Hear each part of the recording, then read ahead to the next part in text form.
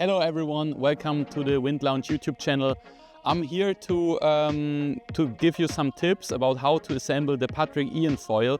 And yeah, if you have some more questions, you can just text the Wind Lounge, and of course you can also buy the foil there if you should be interested. And I already put the mast into the board, and the shims you need for the board and the screws, you need to find the best solution for your board. That's why we just focus on the assembling of the foil itself. But what I like to do, I like to put in the mast first, get it screwed in so it's fixed, and then you have a nice base to build the rest of the foil.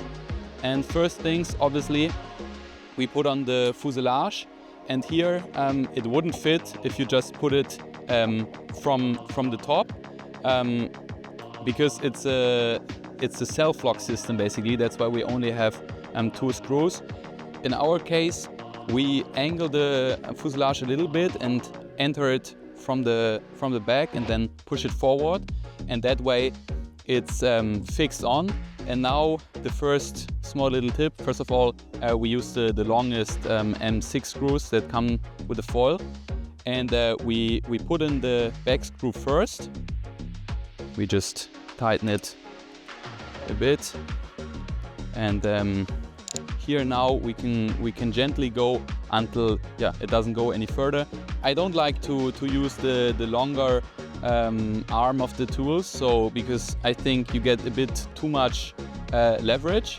So I just go with the small one, because then you get it tight enough but don't destroy the foil, the screw or something else. And now we put in the front screw. Similar procedure. We tighten it, and then at some point it doesn't go any further.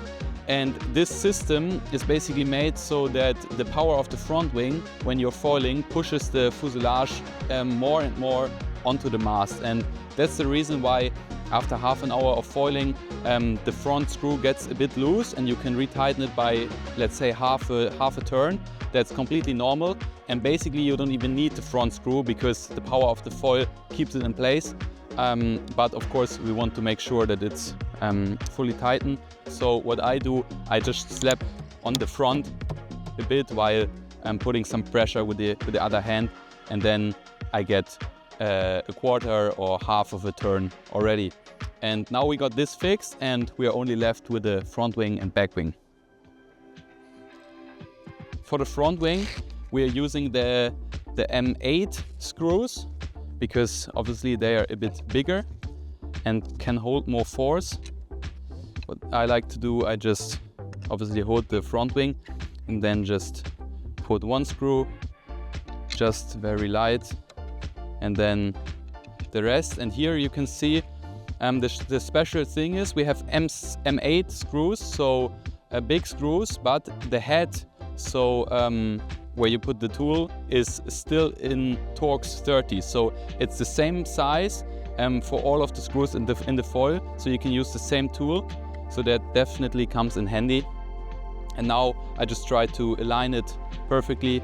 Usually that's the case, and then I go again, tighten it, and then we have the front wing ready to go. In this case, I'm now rigging the 400 front wing, which is new for this season. And by the way, this is the V2 fuselage, 100 centimeters long in titanium.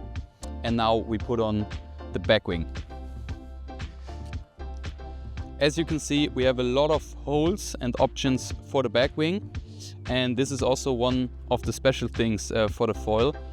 But first we decide which angle we want to use. In this case, I will go with 1. Usually for the back wing, I use 1 degrees for the small ones and 0.5 degrees for the big back wings. But we will have a separate video about back wings as well.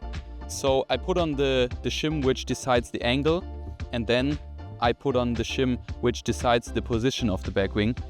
In this case, I decide to have the back wing furthest in the back, and we secure all the shims just with a little screw. So the shortest screw goes here in the front, and this doesn't need to be tight just easily, because it's just holding the shims in place. And now we add the back wing.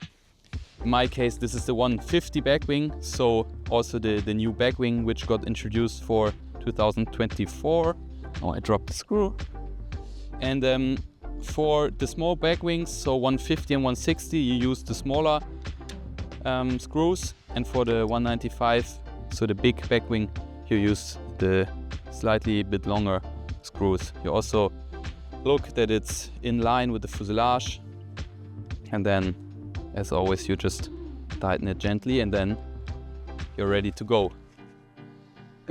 As I said, we will have another video about the back wings, where we speak about angles and so on, and the settings, and we will also have a separate video about front wings, so definitely check it out and follow the Wind Lounge YouTube channel to stay updated, and see you next time.